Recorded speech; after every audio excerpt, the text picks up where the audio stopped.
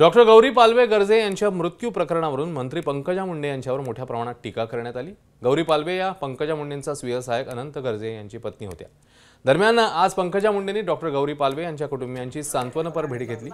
यावेळी पंकजा मुंडेंनी गौरी पालवेंच्या आई वडिलांकडून घटनेची माहिती घेतली। तर माझ्या मुलीने आत्महत्या केली नसून तिची हत्याच झाली असल्याचा आरोप गौरी पालवेच्या वडिलांनी केला। तुमच्या मनात मला एक सांगा, त्या पूर्ण पृथ्वीवर कोण शोधत असतात? ते तुमच्या मनात मला एक सांगा, त्या पूर्ण पृथ्वीवर कोण दुसरी बाजू घ्यायला का माझ्या सकट? कोण म्हणायले का त्याचं बरोबर आहे का चूक आहे? त्यांना तपास तर करू दिलं पाहिजे ना। पण एक दिवसात